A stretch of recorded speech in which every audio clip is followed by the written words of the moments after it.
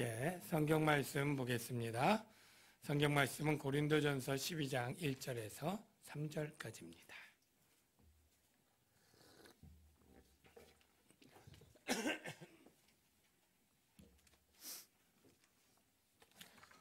교독하겠습니다.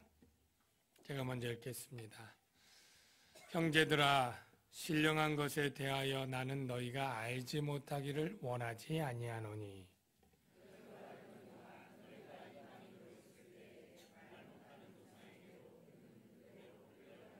다 같이요. 그러므로 내가 너희에게 알리노니 하나님의 영으로 말하는 자는 누구든지 예수를 저주할 자라 하지 아니하고 또 성령으로 아니하고는 누구든지 예수를 주시라 할 수 없느니라. 아멘. 우리 좌우에 계신 분들에게 사랑합니다. 인사하겠습니다. 네, 사랑합니다.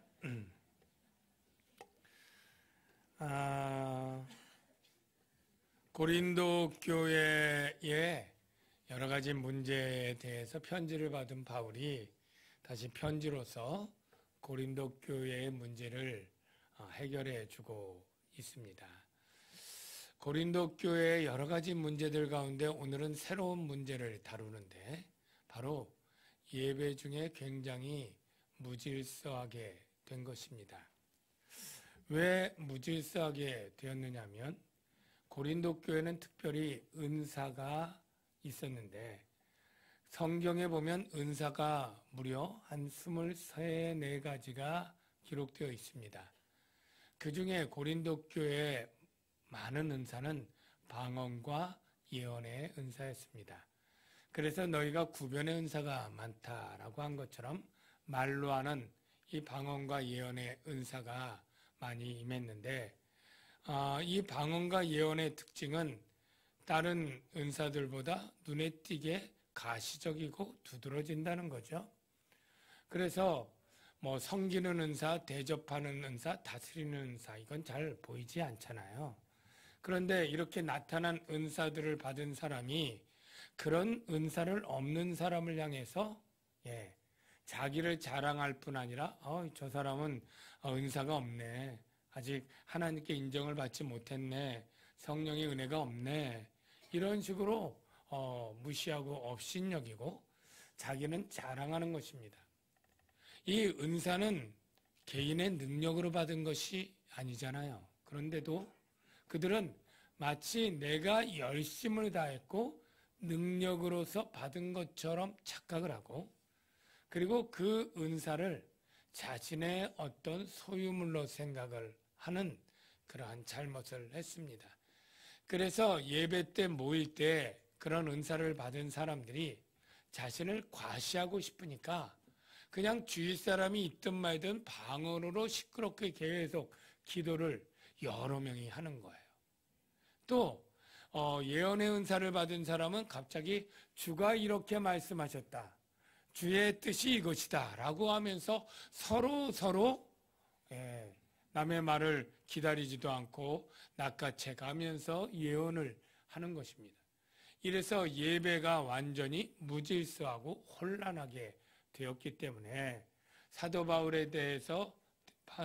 바울에게 이 문제에 대해서 어떻게 해결을 하면 좋겠냐고 문의를 해왔고 이제 본격적으로 그에 대한 대답을 해주는 것입니다. 이것을 보면 우리 한국교회가 또 생각나는데 여러분들 가운데도 7, 80년도 이전부터 신앙생활을 하신 분도 있겠죠.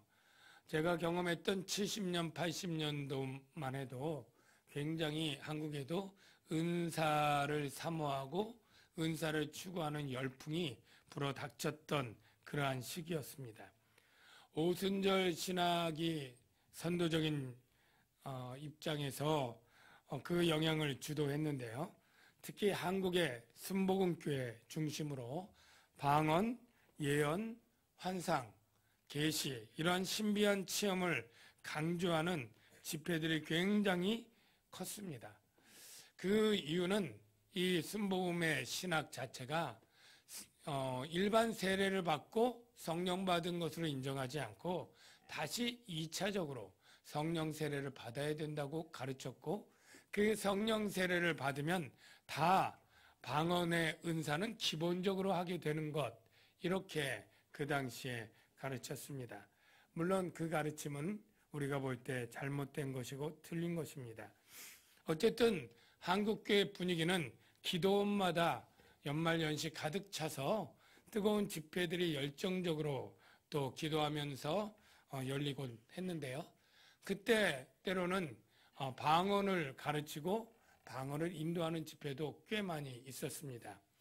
방언은 누구나 다 받을 수 있는 것이라고 하는 그러한 슬로건 아래 방언을 사모하는 그러한 집회를 하고, 또 방언을 못하는 사람들은 보통 랄랄라 방언이라고 해서 혀를 꼬이도록 또는 할렐루야를 계속하면서 나중에 하다 보면 혀가 마비가 돼서 이상한 말이 나와도 방언처럼 그렇게 해서 방언은 개도 받는다 이러면서 그렇게 유도했기 때문에 많은 사람들 가운데 방언을 못 받는 사람들이 꼭 있잖아요. 그래서 그 사람들은 나는 개만도 못한가 이러면서 낙심하고 좌절하게 했던 그러한 일들이 또 있었습니다. 예언의 은사도 굉장히 참 인기가 많았던 그러한 은사였고, 사모해서 또 기도원마다 예언의 은사 가진 권사님, 원장님들이 있었고, 또 어느 가정재단에 어느 권사님이 참 예언을 잘한다고 그런 입소문들이 나면 거기 가서 예언 기도 받으려고 그렇게 갔던 그런 모습들이 있었고, 이 예언 기도를 받으면 주로 이제 뭐 기도한 다음에 사랑하는 딸아 주께서 말씀하시기를 이렇게 한다고, 그렇게 하면 그거 받고 은혜 받고 또 감사헌금 드리고 나오고, 이게 조금 더 막말로 얘기하면 어디 점치고 나서 이 뭐라고 하나 그거 하여간 주고 나오는 그런 모습과 비슷했죠. 예언이라고 하는 것은 정확한 의미로 하면 하나님이 그 백성에게 하는 메시지를 바르게 분별하고 해석하고 전해서 하나님의 뜻대로 그 백성이 살아가도록 가르치는 게 예언이고, 오늘날에 말하면 설교와 같은 것입니다. 그런데 그 당시에 예언의 은사라고 했던 분들이 마치 그 집사님, 권사님들의 미래의 일을 알려주고 조심하게 하는, 마치 무당들 또는 무속인들이, 점쟁이들이 정깨 봐주는 것과 비슷한 그러한 모습들이 있었다는 것은 참으로 안타까운 일인 것입니다.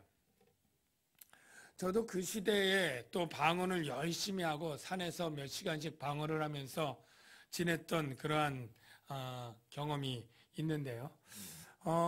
그렇게 한참을 그렇게 하다가 요즘에 와서는 잘 하지 않는 이유가 있는데, 첫째는 방언에는 분명히 통변의 은사가 같이 있어야 마음의 열매를 맺힌다. 이게 나중에 좀 나옵니다만, 한국에는 방언의 은사 100명 주면 통변의 은사가 한 명도 없어요. 예.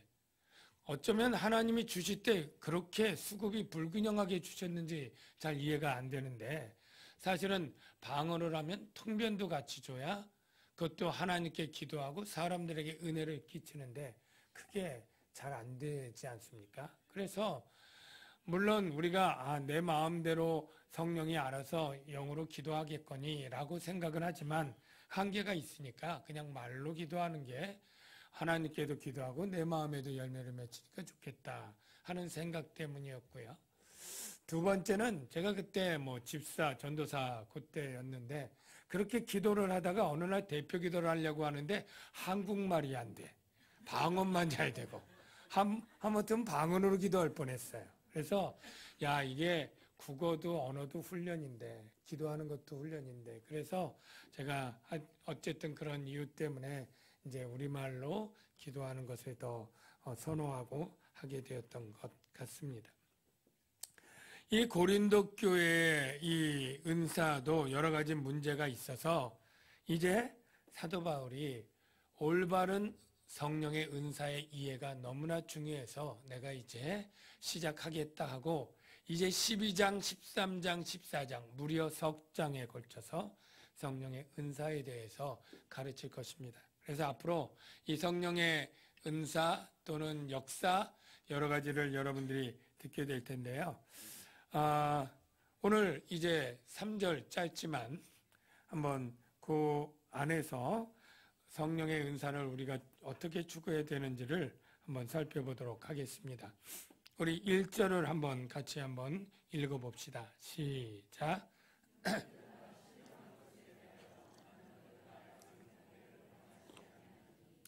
네, 여기 신령한 것에 대하여, 신령한 것 뭘까요? 신령한 것.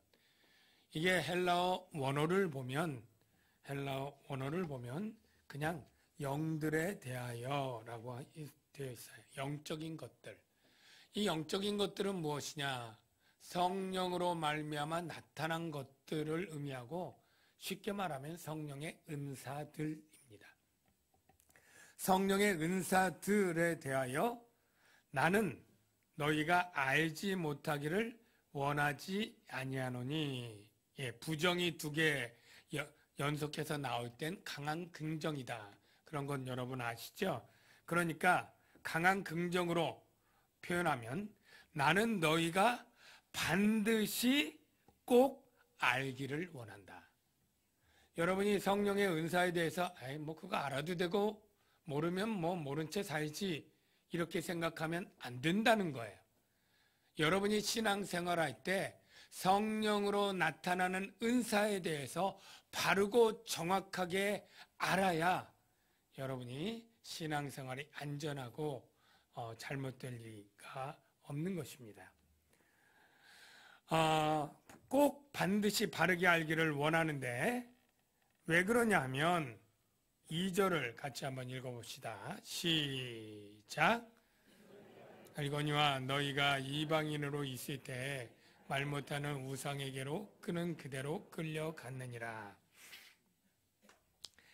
여러분 2절이 1절과 3절 사이에서 무슨 역할을 하는지 언뜻 읽으면 잘 연결고리가 안 나올 거예요. 제가 설명을 드릴게요. 이게 성령의 은사와 무슨 상관 있는 지금 내용으로 서론을 끌어가나 그렇게 궁금할 텐데 설명을 들어야 이해가 됩니다. 고린도시에는 우상을 숭배하는 신전이 무려 몇 개가 있었다고요?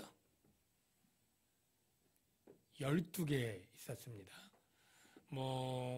대표적으로 아프로디테 여신이 있었고, 아스클리피오스인가 무슨 의술의 신이 있고, 아폴로 신이 있고, 여러 가지 신들이 있는데, 그 신들이 사람들이 모일 때 그냥 밋밋하게 제사만 드리는 것이었을까요? 아니면 그곳에도 신비한 마력과 같은 어떤 체험과 엑스터시라고 하는 황홀경과 이런 것들이 있었을 것 같은가요? 네. 그게 아무런 흥미도 없고 밋밋하면 누가 가겠습니까? 사도 바울이 이미 고린도전서 10장에 이런 말씀했죠. 무릇 이방인이 제사하는 것은 누구에게 하는 것이요? 귀신에게 하는 것이요. 이 말은 무엇이냐면 이 이방의 우상 신전들은 돌이고 나무고 금이고 아무 마력이 없습니다.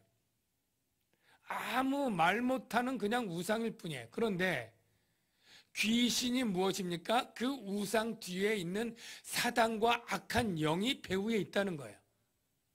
그래서 이 쓸모없는 돌덩이에게 제사하는 그들에게 이 귀신이 역사함으로 말미암아 그들이 하나님을 믿지 않고 예수를 믿는데 가지 않고 여기에 끌려서, 여기 보십시오. 끄는 그대로 끌려갔느니라. 누가 끌었어요? 돌덩이가 끌은 게 아닙니다.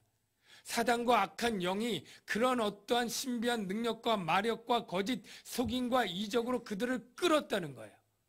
그래서 그들을 미혹하게 하고 예수와 하나님을 떠나서 죄악 가운데 살다 멸망하도록 하는 그러한 신비한 역사가 그 안에도 있었다는 것입니다.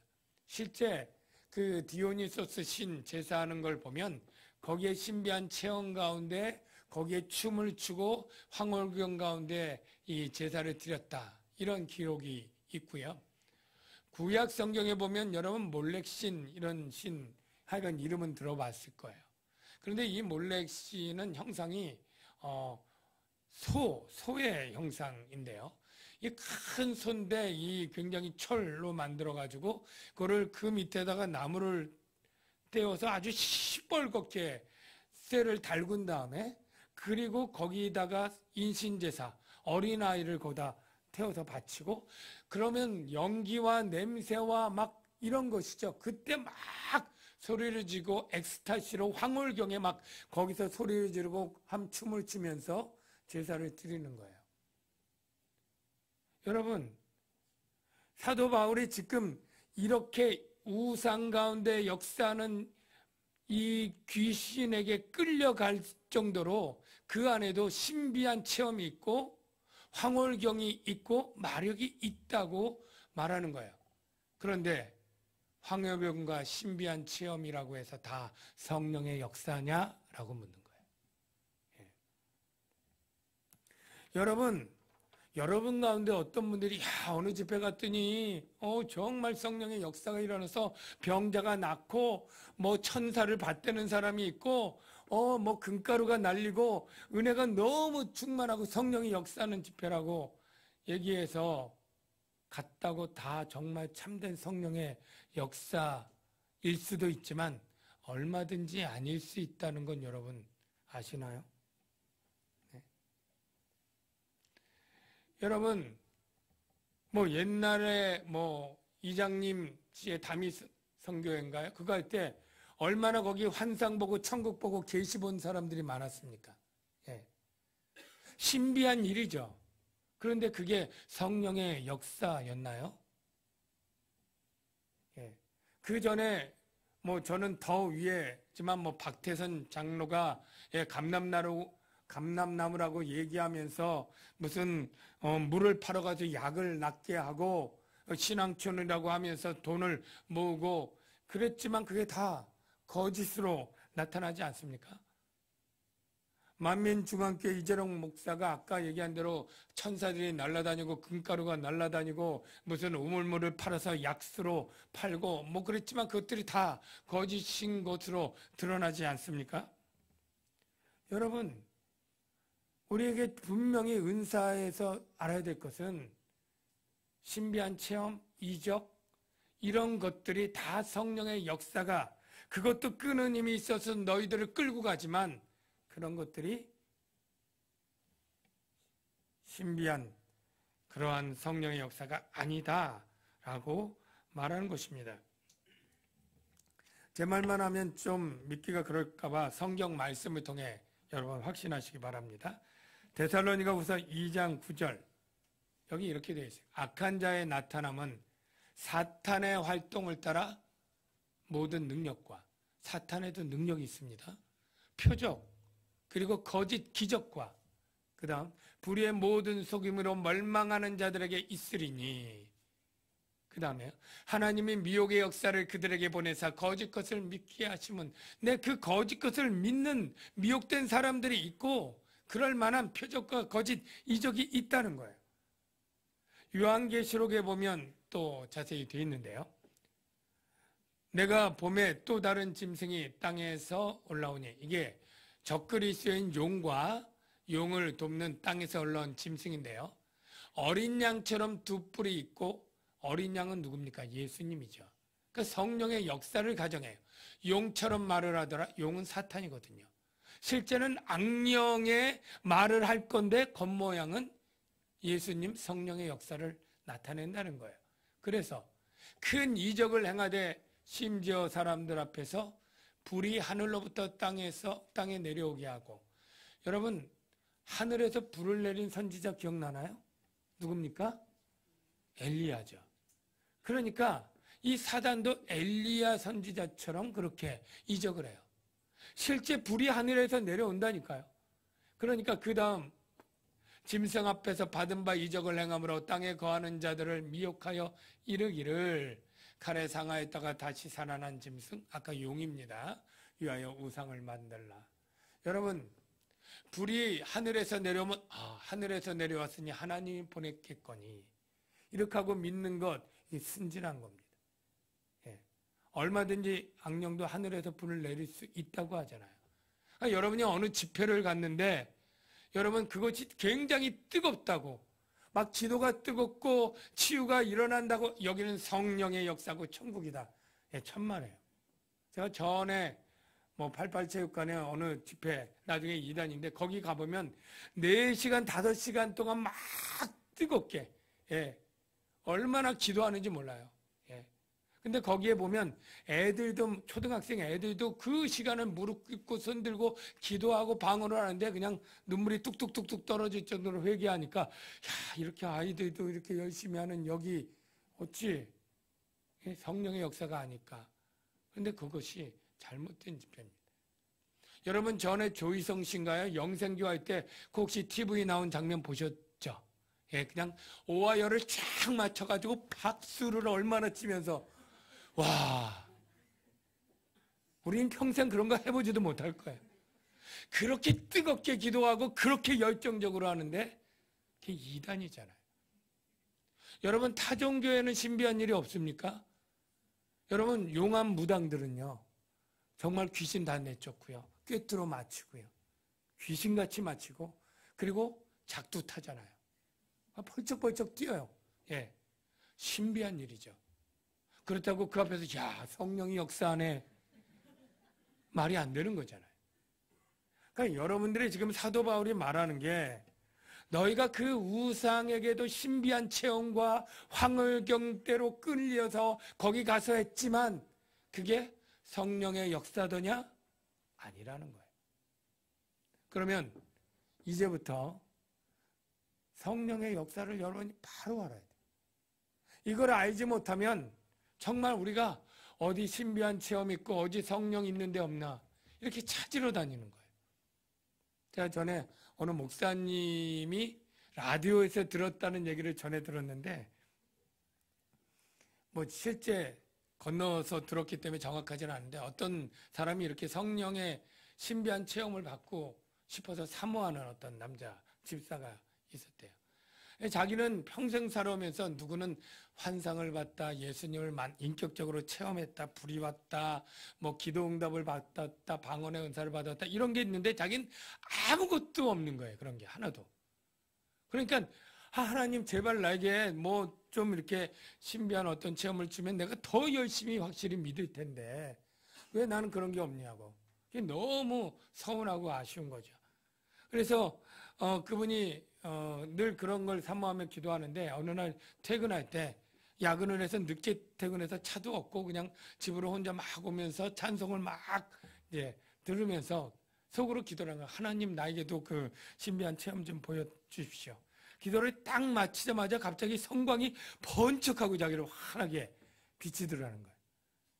그래서 자기 기도 끝나고 너무 놀란 거죠. 그래가지고 차 타고 오면서 야 이게 뭔 일이냐. 하나님이 내 기도에 이제 드디어 응답을 하셨나? 너무 감격적인데 좀 미심쩍어요. 그래가지고 다시 그 동부간선도를 달렸던가 그러다가 다시 나와가지고 빙 돌아가지고 다시 한번 그 길로 또 다시 막 오면서 어디쯤인가 막 그러는데 갑자기 또 번쩍하면서 빛이 하나님이 내게 이제 분명하게 보여주셨다. 그리고 너무나 감격적으로 정말 집에 가서 잠을 못 잘 정도로 그렇게 설렜는데 보름 후에쯤가 2개 과속 범칙금 스티커 2장 같은 장소에서 무슨 말인지 다 알겠죠. 우리가 성령의 은혜를 너무 막 찾다 보니까 막 이것저것 막 찾아가지고 꿰맞추고 스스로 위로받으려고 하는 그런 것은 참 순진하면서부터 잘못된 거예요. 여러분 성령의 내게 임했고 역사한다는 것 가장 확실하고 중요한 거 제가 이제 가르쳐 드리겠습니다. 3절 한번 읽어보십시다. 시작. 3절 한번 보세요. 시작. 그러므로 내가 너희에게 알리노니 하나님의 영으로 말하는 자는 누구든지 예수를 저주할 자라 하지 아니하고 또 성령으로 하지 아니하고는 누구든지 예수를 주시라 할 수 없느니라. 여기 두 가지 말이 같은 거죠. 하나님의 영으로 말하는 자는 누구든지 예수를 저주할 자라 하지 아니하고 또 성령으로 아니하고는 누구든지 예수를 주시라 할 수 없느니라. 즉 성령은 반드시 누구라도 예수를 주라고 고백하게 한다는 거예요. 여러분, 예수는 주, 예수는 그리스도 할 때 이 주의 의미가 너무나 크고 놀라운 의미가 있다는 것 우리가 생각해야 돼요. 여러분, 주는 사실 하나님만 쓸 수 있는 칭호예요. 주권자, 천지의 만유의 주, 오직 하나님만이 주라는 이름을 붙여요. 그런데 예수가 주라고 하는 것은 바로 십자가에 달려서 죽은 그 예수가 부활했고 부활하고 승천해서 시편 110편에 있는 것처럼 너는 내 우편에 앉았으라 하나님의 동등한 자리, 우편은 꼭 왼쪽 오른쪽이 중요한 게 아니라 동등한 권리래. 하나님과 같은 권리를 회복하고 이제 하나님이 만유의 통치권을 그 예수에게 대행시킨 거예요. 대행. 그래서 예수가 하나님만이 했던 그 만유의 통치권자가 되었다. 이게 바로 예수는 주라고 하는 신앙 고백. 예수가 하나님이요 만유를 통치하는 분, 하나님의 대권을 천지 만물을 다스리는 대권을 받은 분, 이게 바로 예수는 주라는 고백이에요. 그러면 이 예수는 주라는 고백 안에는 예수의 죽음과 부활이 담겨져 있고 예수의 죽음과 부활이 바로 내 죄를 구속한 구속사건이고 바로 하나님이 예수가 하나님이다라고 하는 그러한 신앙 고백이 담겨 있는데요. 여러분, 이게 아무것도 아닌 게 아니라 이게 너무나 중요한데 이 너무나 중요한 것을 세상 사람들은 하나도 믿을 수도 없고 인정할 수도 없고 어리석어 보이는 일이라는 거예요. 아니 그 십자가에 벌거벗고 달린 인간의 최후 비참하게 죽은 인간 실패자 같은 그 사람이 하나님이라고? 그분이 온 천하 만물을 주권적으로 다스리는 하나님이고 왕이시라고? 헤이, 말이 되는 얘기래. 이런 얘기예요. 이런 이야기를 우리가 어떻게 믿을 수 있느냐? 바로 성령이 오셨기 때문에 우리가 그것을 믿을 수 있는 거예요. 여러분, 성령의 역할, 임무, 여러분이 성령이 어떤 일을 하시는 영인가라는 것을 여러 가지로 일이 있기 때문에 할 수 있지만 가장 중요한 일은 예수를 증거하는 일이에요. 4번 자막부터 보여주는데 요한복음 15장 26절에 이런 말씀이 있습니다. 내가 아버지께로부터 너희에게 보낼 보혜사가 성령이에요. 곧 아버지께로부터 나오시는 진리의 성령이 오실 때 그가 누굴 증거해요? 나를 증거할 거예요. 예수가 보혜사를 보낼 때 보혜사 성령이 맡은 첫 번째 임무, 가장 중대한 임무는, 세상에 오는 임무는 예수를 증거하는 거예요. 예수를 뭐라고요? 주님이시라고, 하나님이시라고, 천지를 다스리는 참된 주권자의 통치자라고, 그걸 증언하는 거예요. 여러분이 사도행전 1장 8절 잘 외우시는데 오직 성령이 너희에게 임하시면 너희가 권능을 받고 쭉쭉쭉쭉 나가서 맨 끝에 뭐라고 돼요? 증인이 되리라. 성령이 오면 증인되는 거예요. 예수를 증거하는 거예요. 자, 그래서 다시 정리하면 여러분이 예수가 주님이시다라고 진심으로 고백하는 것은 뭐예요? 여러분의 의지나 노력이나 결심이 아니라 성령이 오셔서 그 믿을 수 없는 그 진리를 여러분에게 알게 하시고 믿게 하시고 고백하게 하시는 것인 줄로 믿습니다. 그러니까 내가 뭐 불을 받았다, 인격적으로 눈물을 쏟았다, 대성통곡을 했다, 환상을 봤다, 그래서 나는 성령을 체험했다 라는 것보다 더 확실한 게 내가 진심으로 예수가 하나님이고 내 죄를 대속한 구주이시고 심판주이시다 라고 여러분이 믿고 고백한다면 그게 바로 성령이 여러분 안에 오셨고 역사하시는 바로 근거입니다. 고린도전서 2장 12절의 말씀이 이것을 확실히 증언하는데요.